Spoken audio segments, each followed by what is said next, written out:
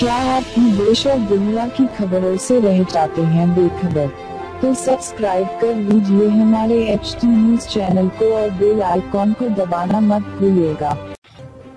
दक्षिण भारतीय film industry की एक्ट्रेस श्री रेड्डी ने कास्टिंग काउच के विरोध में जिस तरह से नग्न होकर सड़क पर प्रदर्शन किया है, वो एकदम से हैरान करने वाला है।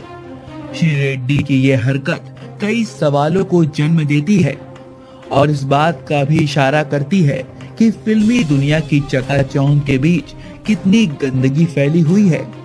खैर, क्या सच है और क्या झूठ, इस बात का पता तो बाद में ही चलेगा, लेकिन श्री रेड्डी के खुलासे और आरोपों ने तो लोगों को बुरी तरह से परेशान करके रखा हुआ है।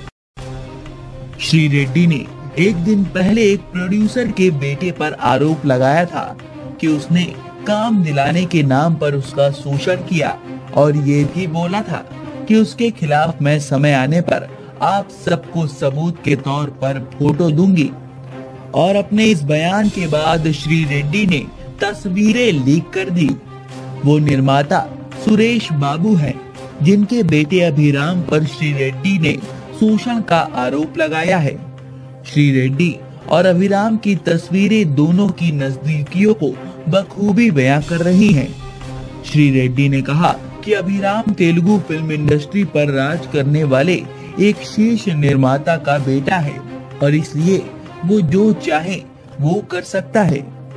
श्री रेड्डी ने बताया कि सेक्स के लिए स्टूडियो सबसे सुरक्षित जगह है, इस वजह से उन्हें भी बार बार वहीं ले जाया करते थे।